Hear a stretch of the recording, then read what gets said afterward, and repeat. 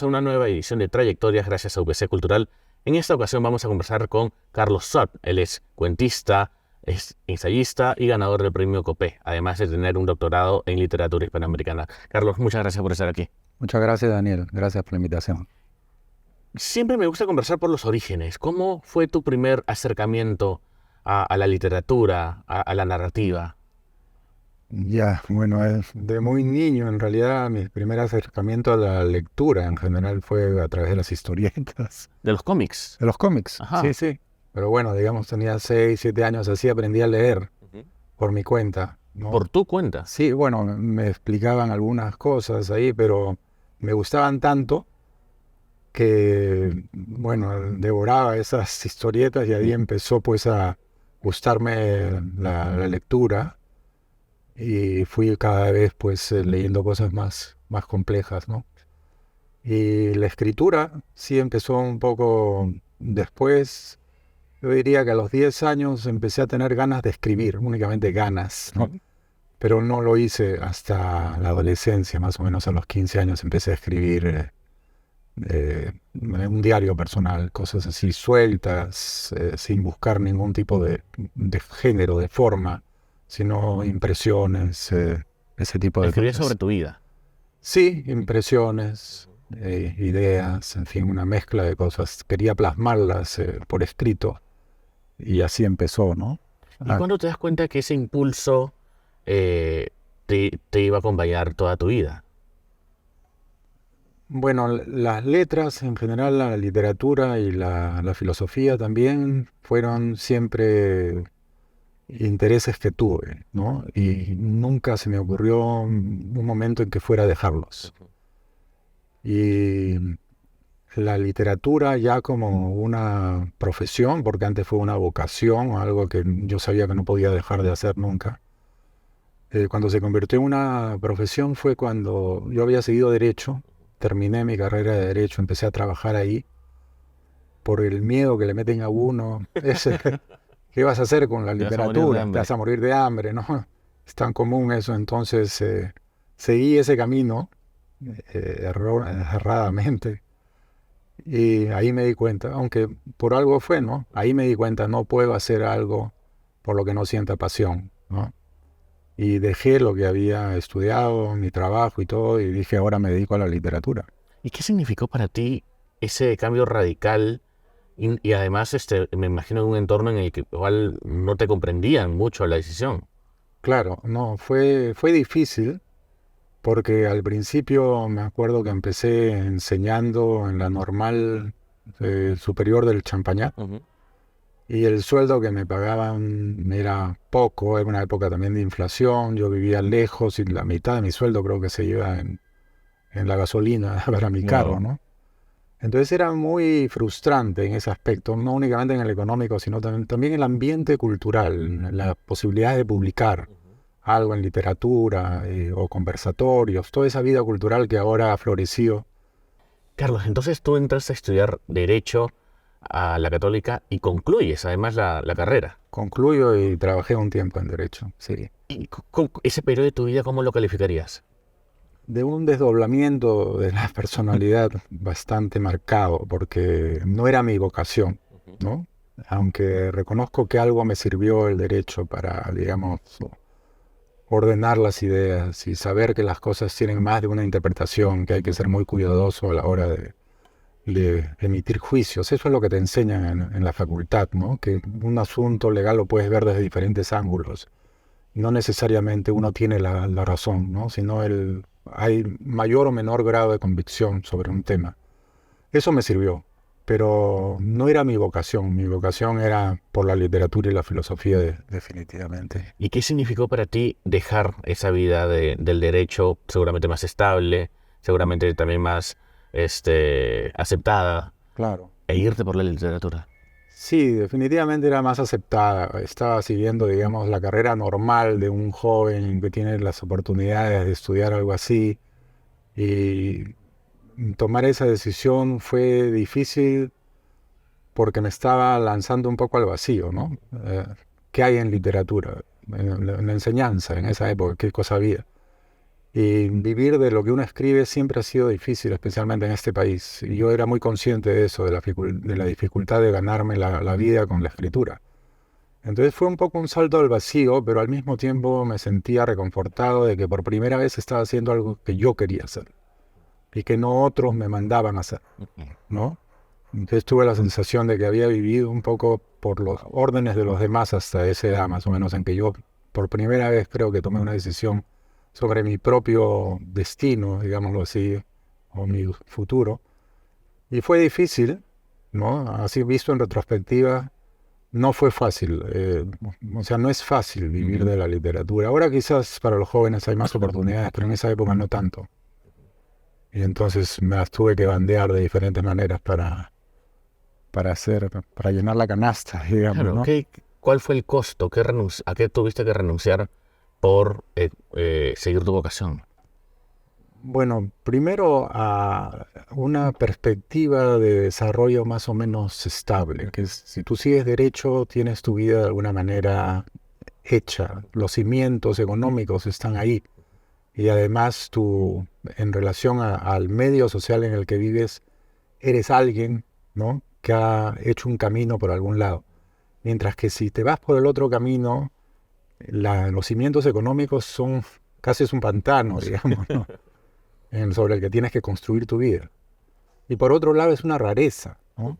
¿Qué hace? O sea, en tu medio social no se entiende muy bien qué cosa hace una persona dedicada al arte, a la literatura, ¿no? La música, etcétera. Sobre todo en un medio así, que tiene tan pocas, o tenía, ahora tiene yo creo un poco más, tan pocas proyecciones de labrarte un futuro en eso, ¿no? Y te licencias en lingüística en la Católica. Sí, lingüística y literatura, Y de la ahí viajas a licenciatura. Estados Unidos. De ahí viene la época, pues, de la crisis política, de la violencia política de los años 80. Y yo un poco que, o sea, me fugo así del país buscando otros Bueno, como muchos horizontes, peruanos, como muchos además. peruanos, sí, sí. Sobre todo también en mi campo. O sea, era menos probable que pudiera hacer algo con literatura en las condiciones en que estaba el país. La inflación era terrible, el ambiente era tan tenso, etcétera. Entonces yo tenía todavía 27 años quizás y quería expandir un poco los horizontes y así me voy fuera con el pretexto de sacar un doctorado en literatura, cosa que hice finalmente, pero digamos, una motivación para eso, más que la vida académica, fue experimentar otra realidad, ¿no? Vivir en otra realidad, ampliar mis horizontes. Y de hecho no me arrepiento para nada de haber dado ese paso. ¿Y cómo regresas al Perú? Bueno, viví en total 10 años allá, 11 si sumo otro porque había hecho un máster también. Después vuelvo porque la vida ya te da algunas satisfacciones económicas, así, pero hay otras cosas que faltan, ¿no? Era una vida muy solitaria, yo vivía con mi esposa y mi hijo, y si continuábamos allá, mi hijo ya iba a querer quedarse, ¿no? Y para nosotros no era un futuro que queríamos, mi esposa y yo. Entonces decidimos volver antes. Mi hijo tenía 7 años, antes que crezca y ya quiera quedarse allá, decidimos regresar acá porque teníamos muchos vínculos acá. A mí me gusta el Perú, me gusta no únicamente por la belleza del país, sino que es la cultura en la que he nacido, la que comprendo mejor, la que me interesa más, además, una sociedad tan compleja, tan problemática. Había muchas cosas de ese tipo que me atraían acá, mientras que allá era una vida meramente académica, ¿no? En torno a congresos académicos, la clase y todo, pero fuera de esos círculos era una sensación de vacío la que yo tenía, ¿no? Ahora, antes de que viajes a Estados Unidos en la década del 80, ya había sido finalista del premio Copé. Había sido finalista. Sí. Y eso, Había ganado el premio en las 1000 palabras de y de Caretas. Caretas también, Sí. claro. Entonces, con esos logros, ya te sentías mucho más asentado en tu vocación, ya sabías que habías tomado una decisión con colchón, digamos. Sabía que podía escribir algo que estuviera bien, Mínimo. mínimo, porque digamos el gusto que te da ganar un premio a la semana se acaba, o sea, Ujú. y te enfrentas a algo nuevo y sientes del mismo reto, de la misma dificultad y las mismas dudas, Ujú. ¿no? De puedo terminar esto que estoy haciendo.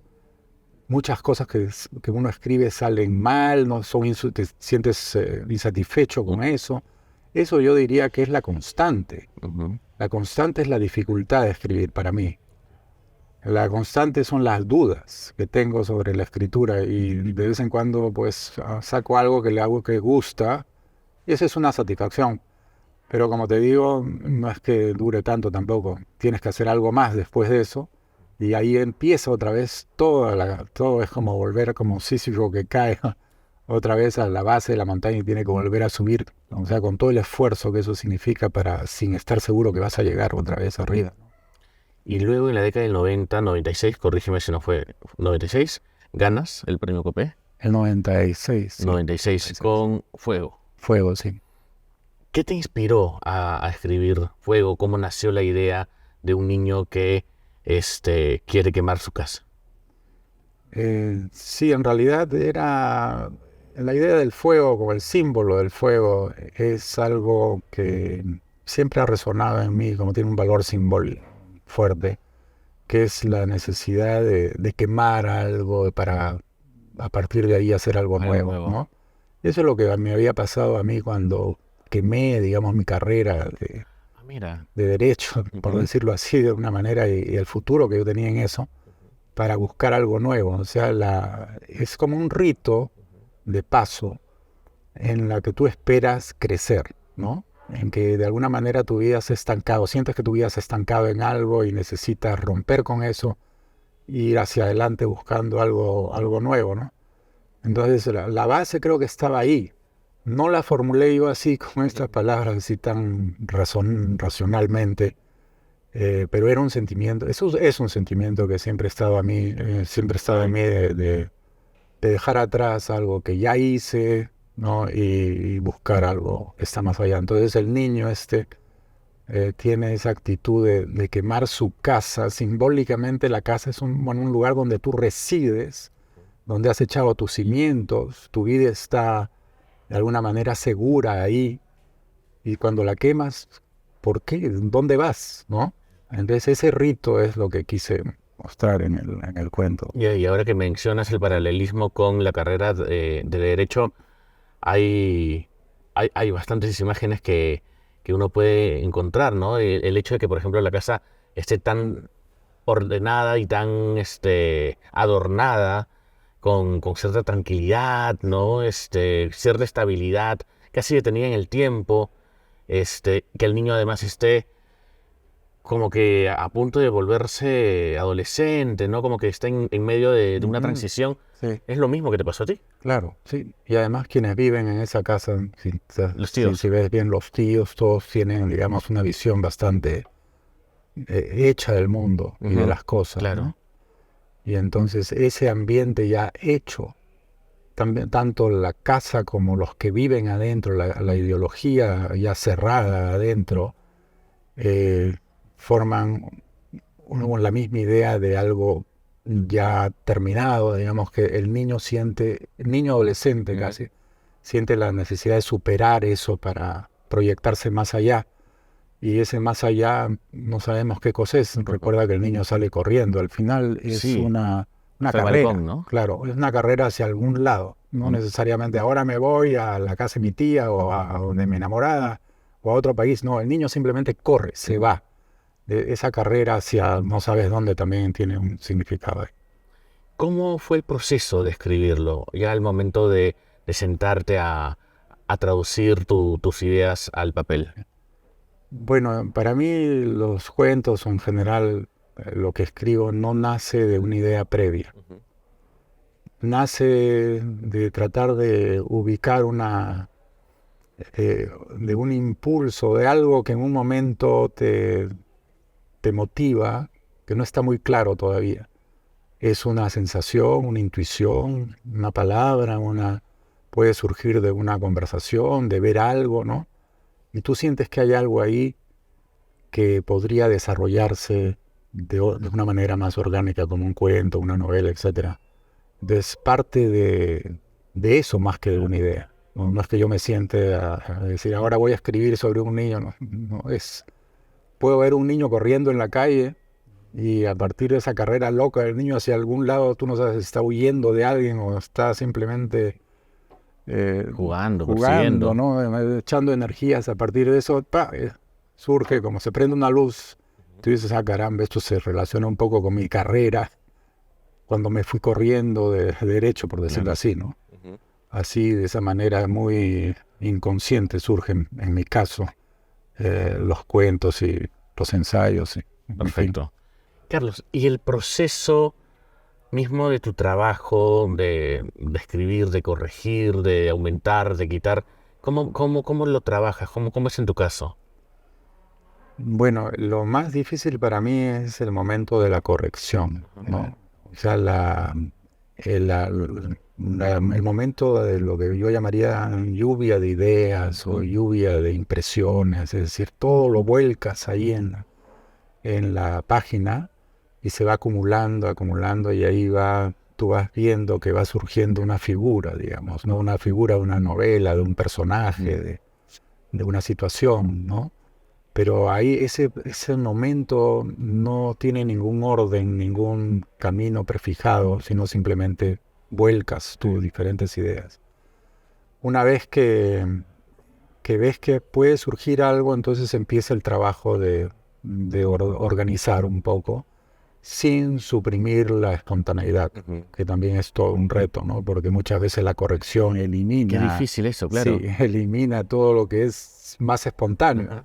Porque tú dices, ¿esto a qué viene aquí? Entonces tu razón entra a veces a malograr tu inspiración, ¿no? Entonces hay que tener mucho cuidado ahí de no estar borrando cosas que quizás en ese momento no tienen mucho sentido, pero que más adelante pueden tenerlo, ¿no? Entonces una vez que se organiza todo eso, ¿no? Ese balance entre espontaneidad y orden, y después viene para mí lo que es el momento más tedioso, que es el de la corrección, ¿no? El más difícil, porque ahí tengo que estar pensando mucho en el lector, ¿no?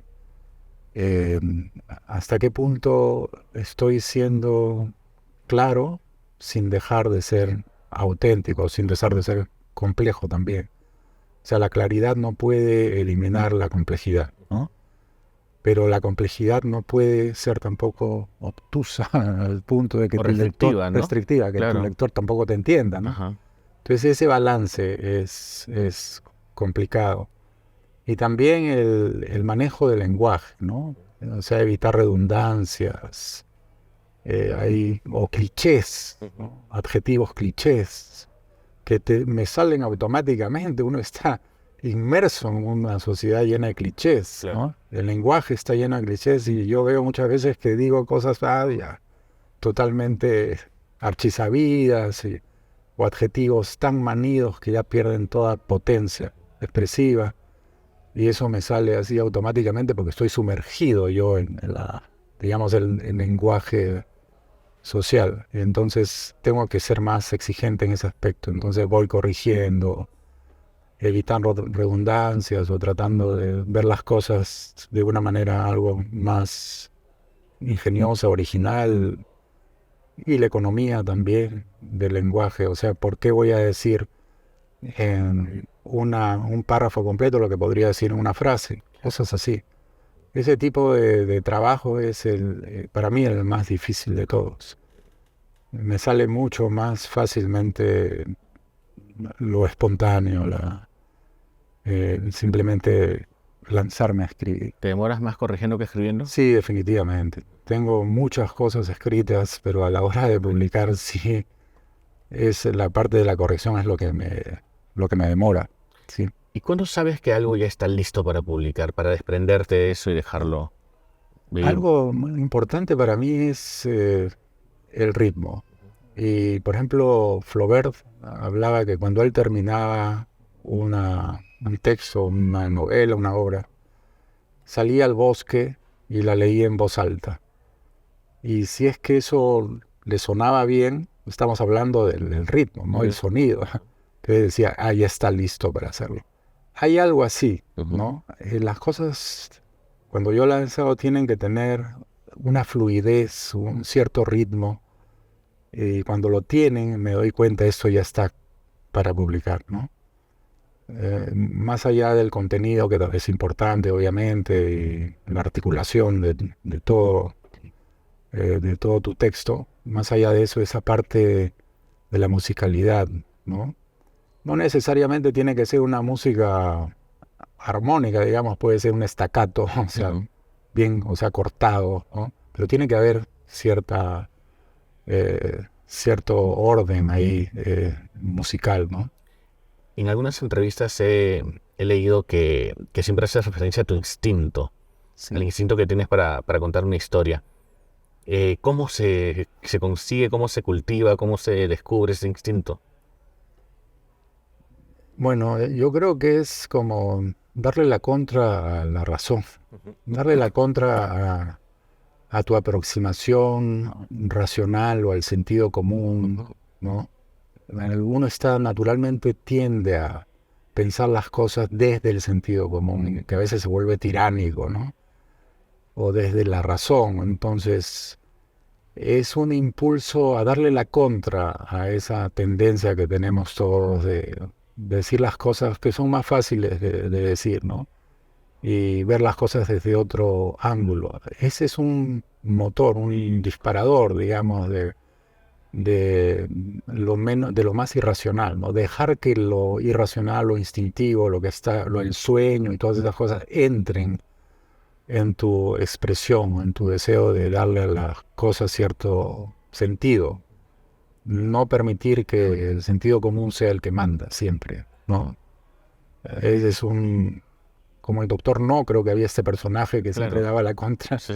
Hay algo así en mí de dar la contra, muchas veces, de darme la contra a mí mismo. ¿De rebelarte de repente? Sí, de rebelarme, y no únicamente contra lo que está ahí afuera, ¿no? Sino muchas veces contra mí mismo también. Escribo contra ideas que yo supongo que son la verdad, digamos.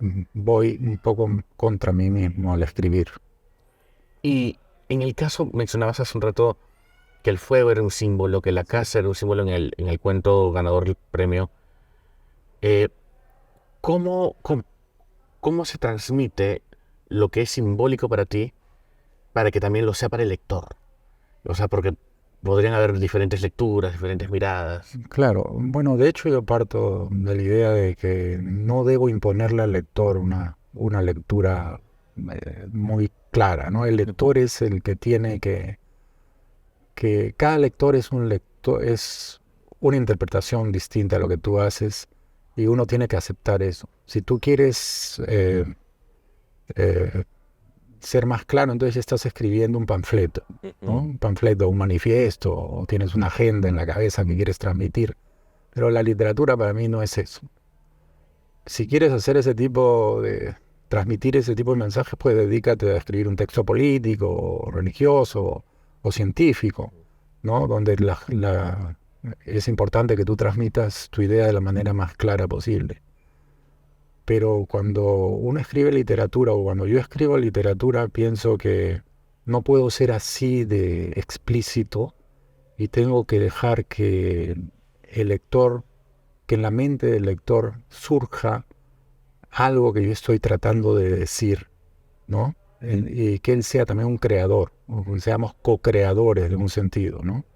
Entonces yo no, en mi cuento, El fuego, por ejemplo, no quise ser explícito al decir la casa significa los cimientos, nada de eso está dicho, pero puedo generar en el lector una intuición de que hay algo así y cada uno lo leerá a su manera, digamos, ¿no? Entonces solamente se trata de que que en el lector aparezca una intuición similar a la que yo tuve. Pero la interpretación ya es otra cosa. Yo no interpreto, ni deseo que se interprete rígidamente lo que estoy diciendo ahí, ¿no? Y cuando estés en el otro lado, cuando tú eres el lector, ¿cómo te aproximas, por ejemplo, a un cuento, a una novela? ¿La juzgas? ¿Identificas las estructuras? ¿Lo ves como alguien que conoce además de la construcción de historias? ¿O lo disfrutas, lo dejas pasar? Mira, cuando era adolescente, joven, sí, disfrutaba mucho leyendo de una manera más ingenua. Me gustaba caer en digamos, el imán, el magnetismo de una historia, ¿no? Ser seducido por la historia, sin que intervenir mi lado crítico, nada. Con el tiempo, no porque yo lo quiera, sino por los estudios que he hecho, por las lecturas que he hecho, el crítico que yo tengo adentro es cada vez más consciente de ciertas cosas, ¿no? Y al mismo tiempo que puedo juzgar más duramente algo, también puedo gozar más cuando veo aciertos. O sea, juega para los dos lados. Siendo una persona que me he dedicado a la literatura toda mi vida, por un lado, pues, como te digo, hay esa cosa negativa de que no siempre estás contento con lo que lees, pero también cuando hay algo bueno que lees, lo gozas más. Uh-huh. Y desde el premio Copé en el 96 hasta ahora, han pasado 23 más 4, 27 años. ¿Sientes que ha cambiado tu forma de escribir, los temas que te interesan, los pulsos que puedas tener al momento de contar historias? Hay algo que permanece siempre. Uno tiene como una identidad de escritor que te viene desde niño, eso que poco a poco va descubriéndose, ¿no? Y yo me reconozco en el Cuento Fuego. O sea, sigo siendo así, pero sin embargo se van agregando nuevos intereses, nuevas preocupaciones. Voy aprendiendo que hay otras maneras de expresarse. Cuando leo a otros autores veo, caramba, este ha tomado un camino muy distinto y también me parece interesante. Y entonces se va enriqueciendo, ¿no? Se va enriqueciendo quién eres tú y qué tipo de escritor eres. Entonces sí reconozco que hay muchos cambios también, a pesar que reconozco este hilo conductor, ¿no? Carlos, también te has dedicado a formar, a enseñar a futuros escritores. Has dictado talleres, has dado clases. ¿Cómo te defines como profesor? Bueno, primero que me gusta mucho enseñar, pero también me gusta cuando hay un eco en ese estudiante, ¿no? Y eso es lo que un profesor supongo que trata de hacer a la hora de enseñar, es salirse de ti mismo, salir de ti mismo, de esa especie de ego que nos envuelve para tratar de llegar a otro, ¿no? Y cuando he visto una reacción de empatía, de interés por parte del estudiante, ha sido algo maravilloso, una experiencia que me anima mucho a seguir haciendo lo que hago, ¿no? Es muy diferente es cuando tú tienes una clase que se duerme o cosas así. Eso no es ningún gusto, pero no es culpa tampoco del estudiante. Me digo muchas veces es culpa, a ver, tú no estás siendo interesante, ¿no? Y es un reto enseñar en ese sentido. Pero la compensación es que la respuesta de los estudiantes, y tú muchas veces aprendes de ellos o de ti mismo cuando tratas de verbalizar algo que quizás no estaba muy claro en ti mismo también. Preparar cada clase es un reto porque te das cuenta que eso que tú considerabas, yo lo sé muy bien, de pronto, a ver, lo sabes muy bien realmente, ¿cómo se los vas a explicar a los estudiantes si te das cuenta que había mucho más cosas de las que sospechabas, que no lo tenías tan claro? Uh-huh. Entonces es un enorme esfuerzo también de poner las cosas claras para uno mismo, ¿no?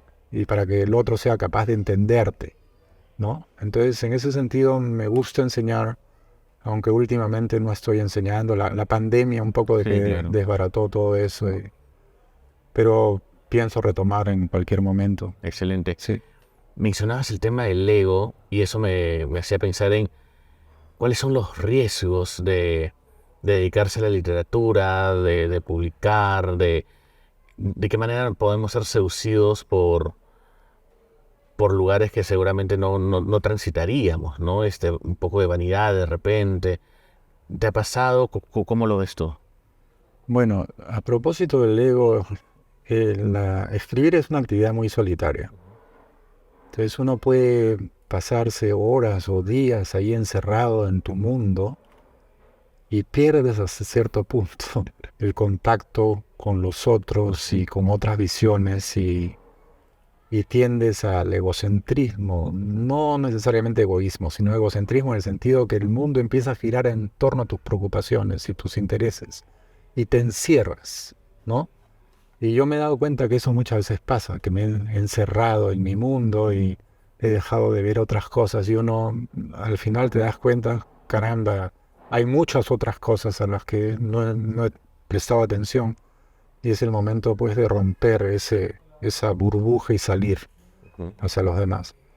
En cuanto a la vanidad, o sea, lo que te puede producir escribir un buen libro y que guste a la gente, que no siempre es el caso.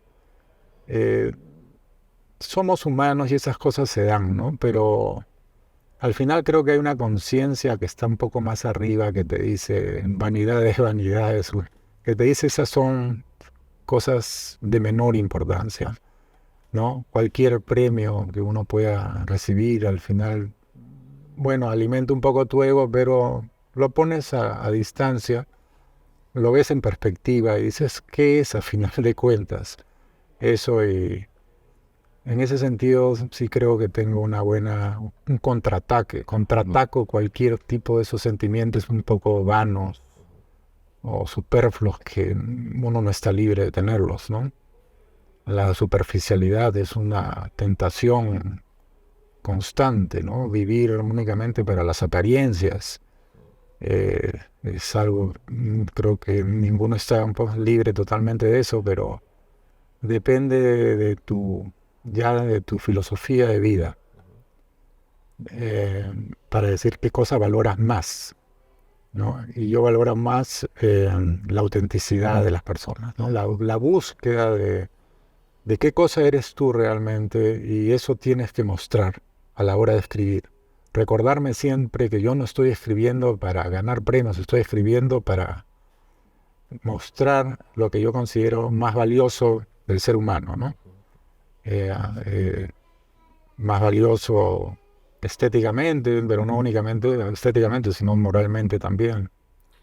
Y al momento de hacer, digamos, un balance, ¿qué te ha dado la literatura y qué te ha quitado la literatura?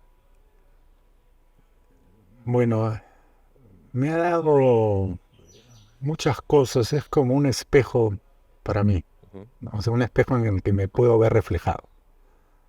De otra manera, si no existiera la literatura, creo que sería yo una niebla, la idea que tendría de mí mismo sería muy nebulosa, Ujú. ¿no? Muy vaga, mientras que cuando leo o escribo, esos fantasmas empiezan a tomar forma, los puedo ver con mayor claridad y tener un mayor conocimiento de mí mismo y del mundo que me rodea, ¿no?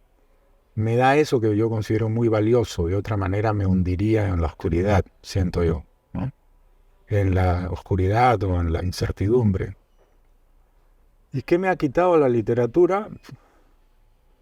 Me ha quitado una vida más tranquila, quizás, más contenta con lo que tengo, más satisfecha, ¿no? Porque la literatura para mí siempre es una constante búsqueda, una insatisfacción, algo así, una inquietud, ¿no? De otra manera, pues, lo que me ha quitado es irme a echar a la playa, a tomar sol. Es muy absorbente. Es absorbente y no necesariamente siempre estás en plan de amistarte con todo el mundo, amistarte con todo. y de aceptar todo, sino al contrario, muchas veces te creas enemigos o contradices, es algo que te pone en estado de alerta permanente, ¿no? O sea, si no es precisamente la felicidad, es más bien en la búsqueda de un sentido a la vida, que es la otra cosa. ¿Y cómo se hacen enemigos en la literatura? Enemigos es sentarte a conversar con un amigo y de pronto darte cuenta que tus ideas sobre una cantidad de cosas son tan distintas que la temperatura de la conversación empieza a elevarse y se produce esa ruptura, no esa ruptura total, pero mejor conversemos otro día, ese tipo de cosas, ¿no? Porque la literatura es muy disidente, creo yo. O sea, la que me interesa a mí. Es una disidencia permanente contra lo que se cree, lo establecido y todo. Y en ese sentido, pues te creas enemigos, no enemigos mortales, obviamente, pero sí creas roces y no necesariamente las cosas marchan fluidamente y todos estamos de acuerdo, ¿no? Cuando yo veo que todos estamos de acuerdo, ya me empiezo a preocupar, ¿no? Sí. Y eso es Algo anda mal acá. Entonces ese es el aspecto inquietante de la escritura o de la literatura y del pensamiento en general, ¿no? En ese sentido, cuando tú me preguntaste sobre esos enemigos, es ese tipo de enemistad con lo establecido, diría yo. Más que con las personas, con los pensamientos hechos y acabados. Como los tíos en el cuento. Como los tíos, que claro, que tienen una visión muy práctica de las cosas, ¿no? Entonces, tú cuestionas eso. Como escritor yo cuestiono, ¿es lo práctico, la filosofía de la vida práctica lo que interesa? ¿Así voy a vivir con una mentalidad orientada únicamente a la consecución de objetivos prácticos o estoy buscando otra cosa, ¿no? O sea, ese cuestionamiento es lo que te crea esos roces con los demás y con una vida más tranquila, ¿no? Carlos, muchas gracias por la entrevista y por el tiempo convertido. Gracias a ti, Daniel, y me parece tan buena idea que hagas estas invitaciones a diferentes personas de la cultura para que expresen su punto de vista. Me parece tan necesario en nuestra sociedad, o sea, dialogar, pensar juntos. Muchas gracias por eso. Gracias. Muchas gracias por haberse conectado y ver esta entrevista. Esperamos que nos acompañe en la siguiente edición de Trayectorias por UPC Cultural.